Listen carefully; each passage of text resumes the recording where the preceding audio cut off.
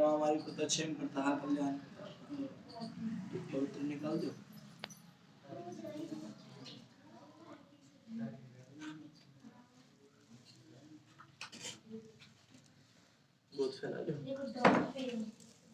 ओम शुक्लाम दिवम शशिवर्णं चतुर्भुजं प्रसन्नध्याय सर्वविघ्नों प्रशान्तिर्वां हमारी कुतक्षेम करता कल्याण करता अच्छा करते हम अच्छा करते हैं प्रधान में श्याम देवतमनवाम स्वाहा ओम केशवं पुंडरीकाक्षं माधवं मधुसूदनं रुक्मिणी चतुष्टयाभ्यनमस्तुतेनवां स्वाहा ओम शिव शंकरं ईशानां द्वादशात्रिलोचनां वाशकशिवाभ्यनमस्तुतेनवां स्वाहा ओम शिवाय शिवायाभ्यनमस्तुतेनवां स्वाहा ओम केशवं पुंडरीकाक्षं माधवं मधुसूदनं रुक्मिणी चतुष्टयाभ्यनमस्तुतेनवां स्वाहा ओम शिव शंकरं ईशानां द्वादशात्रिलोचनां वाशकशिवाभ्यनमस्तुतेनवां स्वाहा ओम आवाहन्यम ओमकाराय परमेश्वराय प्रणभ्यो नारायणे नमस्तुते नमः स्वाहा ओम ओमकाराय विद्युषक्तं नित्यं ध्यायते कामधेनु मोक्ष ओमकाराय नमः स्वाहा ओम क्षीरसागर संभूताय विष्णु यजमानाय यथार्थाय लक्ष्मी आवाहन नमस्तुते नमः स्वाहा ओम तृष्यतः लक्ष्मी पार्थभ्यो रात्राणि पश्यन्ति हम सौम्या दासनं क्षम्यताय नमस्तुते नमः स्वाहा ओम पुनः त्वं देवार्जना पुनः त्वं ज्योत्स्मदे पुनः त्रिस्वजात्मनित्रमस्तुते नमः स्वाहा ओम दिवाकर सहस्राणि क्रियन्ते अहं सम्मया लोकान् जगन्नाथभ्यो नमस्तुते नमः स्वाहा ओम हिंसानिधि नाशे च औश्रीराम च राजा चंद्राभ्यो नमस्तुते नमः स्वाहा ओम केशवं पुंडरीकाक्षं माधवं मधुसूदनं रुक्मिणी चतुष्टयाभ्यो नमस्तुते नमः स्वाहा ओम आदो आयका विनायका महत्वपूर्ण सर्वदेवांगनाभ्यो नमस्तुते नमः स्वाहा और जो कोई सामग्री छोड़ना चाहे छोड़ दो उनके गरीबों को धन दे करके उनके कष्ट को दूर करता उसकी पत्नी कमल के समान मुखवादी थी भद्रशिला नदी के तट पर सती सावित्री थी भद्रशिला नदी के तट पर उन दोनों ने श्री सत्यनारायण भगवान के कथा का एक विचार रखा कि हम श्री सत्यनारायण भगवान की कथा करेंगे। इस प्रकार का विचार रखने के बाद वे समुद्र के किनारे जाकर के वहां जाकर के कथा की व्यवस्था करने लगे। उसी समय वहां एक साधु वैश्य आए, उसके पास व्यापार के लिए बहुत सारा धन था। वे नाव के किनारे ठहरा कर राजा के पास आदर पहुंच गए और राजा को व्रत करता हुआ देख प्रसन्नता से पूछने लगे, हे राजन, भक्ति चित्त से आप ये क्या कर रहे हैं? सो मेरी भी सुनने की इच्छा है, सो आप मुझे बताइए। राजा बोला, साधु, मेरे कोई पुत्र नहीं है और मैं पुत्र प्राप्ति के लिए महाशक्तिवान श्री सत्यनारायण भगवान का व्रत पूजन कर रहा हूँ। राजा से साधु बोला, साधु राजा से बोला, हे राजा, मैं भी आपके कथन अनुसार करूंगा और मेरी भी कोई संतान नहीं है। आपके तो केवल पुत्र नहीं है परंतु मेरे तो कोई संतान ही नहीं है और मुझे लगता है व्रत के करने से निश्चय ही संतान होगी, इसलिए आप इसका विधान मुझे भी बतला दो। मैं भी आपके कथन अनुसार इस व्रत को करना चाहता हूँ। राजा से ऐसे वचन सुनने के बाद साधु आदर्श बोला, है राजन, सब विधिदान सुन लो।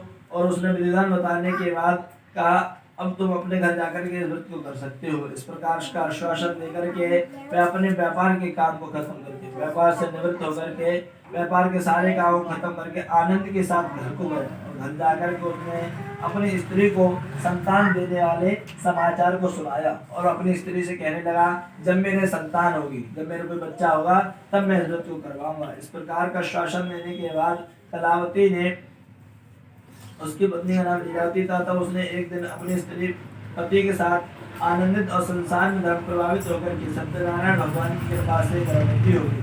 10वें महीने में एक सुंदर कन्या का जन्म हुआ। तब शुक्ल सुंदर कन्या का जन्म हुआ और जैसे जैसे शुक्ल पक्ष का चंद्रमा बढ़ता वैसे वैसे कन्या बढ़ती रही और कन्या का नाम कलावती रखा गया।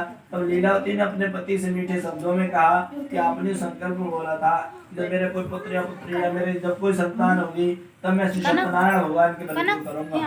अब आप उस मृत्यु करिए। तो कहने लगा, हे प्रियवर, तुम तो जानते ही हो इसके जन्म पर जब इसका जन्म हुआ था मैंने कितना सारा पैसा खर्च किया था। इस कारणवश अभी मेरे पास पैसे नहीं है जिससे कि मैं श्री सत्यनारायण भगवान का व्रत करा सकूं। हे प्रिय, जब ये विवाह योग होगी, जब हम इसका विवाह करेंगे तब जाकर के इस व्रत को भी हम अवश्य करा देंगे। इस प्रकार के आश्वासन और वचन देने के बाद कलावती धीरे धीरे करके वृद्धि होने लगी और बड़ी हो गई। और जब अपने सखियों के साथ में उनके पिता ने देखा तो कहा, दूतों को आज्ञा दी और दूतों की आज्ञा देकर के कहा, पुत्री के वास्ते को सुंदर सा वाणी के साथ पुत्र लेकर के लाओ। और बड़ी आज्ञा पाकर के दूत कंचन नगर पहुंचे। बड़ी देखभाल खोजकर लड़की के लिए सुंदर सा वाणी के साथ पुत्र लेकर के लाए। और साधु ने बड़ी प्रसन्नता के साथ अपने सभी रिश्तेदारों और आस पड़ोसियों के साथ मिलकर के अपनी पुत्री का विवाह उस लड़के के साथ कर दिया। किंतु वह दुर्भाग्य से श्री सत्यनारायण भगवान का व्रत करना भूल गई। और श्री सत्यनारायण भगवान क्रोधित हो गए और श्राप दे दिया, तुम्हें दान दुख प्राप्त होगा। और अपने कार्य में सभी पहले जमाई घर पे रहा करते थे तो ससुर और जमाई दोनों एक साथ मिलकर के विदेश चले गए और वहां जाकर के अपना व्यापार करने लगे। एक रोज श्री सत्यनारायण भगवान की माया से प्रेरित दो चोर राजा के यहाँ चोरी करके लाए और भागते हुए जा रहे थे। किंतु राजा के सिपाही उनके पीछे पड़ गए तो चोर घबरा गए और चोरों ने घबराते हुए माल को वहीं चुपचाप रख दिया जहाँ ससुर और जमाई ठहरे हुए थे। और जब राजा के धन को ससुर और जमाई के पास से पाया गया तो दोनों को बांध करके ले गए। और दोनों को बांध करके ले जाने के बाद राजा के सामने जाकर के राजा के समक्ष जाकर के दोनों को पेश किया गया और राजा की आज्ञा से उन्हें कठोर कारावास में डलवा दिया गया और उनका जितना धन था वह सब छीन लिया। और शारीरिक मानसिक पीड़ा, भूखे प्यासे, अन्न की चिंता में कलावती भी घर पर बहुत दुखी रहने लगी। और घर पर जो धन का था वो भी चोर चुरा ले गए। घर पर जो धन का था वो भी चोर चुरा ले था। घर पर जो धन का था वो चोर चुरा ले था। राजा धन को चुपचाप रख दिया और वह ससुर जमाई ठहरे हुए थे तथा दोनों को पकड़ करके काल कोठरी में बंद करा दिया गया। तो घर पर जो धन खाता वो भी चोर चुराए। तो सत्यनारायण भगवान के श्राप द्वारा उनकी पत्नी भी घर पर बहुत दुखी रहने लगी। और घर पर जो धन खाता उसको शारीरिक मानसिक पीड़ा, भूखे प्यासे, अन्न की चिंता में कलावती एक ब्राह्मण के घर गई जहाँ उसने श्री सत्यनारायण भगवान का व्रत होते देखा तथा रात को घर वापस आई। माता ने पूछे, पुत्री अब तक तू कहाँ रही, तेरे मन में क्या है? कलावती बोली, हे माता, मैं एक ब्राह्मण के घर गई थी जहाँ मैंने श्री सत्यनारायण भगवान का व्रत होते देखा और अब मैं वापस आ गई। तो कलावती ने जैसे ही उनके नाम से श्री सत्यनारायण भगवान का नाम सुना उन्हें तुरंत ध्यान आ गया कि हमने श्री सत्यनारायण भगवान का व्रत बोल दिया, पूजन बोल दिया है, अभी तक नहीं किया है। हो सकता है इसी कारणवश हमारे पर इतने सारे दुख आ रहे हैं। यह सोच करके कलावती ने तुरंत पूजन की तैयारी की और पूजन किया और अपने आस पड़ोसियों में बुलावा देकर के श्री सत्यनारायण भगवान का व्रत किया। और उस व्रत के प्रभाव से वह सभी प्रकार की संपत्ति युक्त हो गए और वर मांगा मेरे पति द्वारा शीघ्र आ जाए। साथ ही साथ प्रार्थना की हम सबके अपराध क्षमा करना।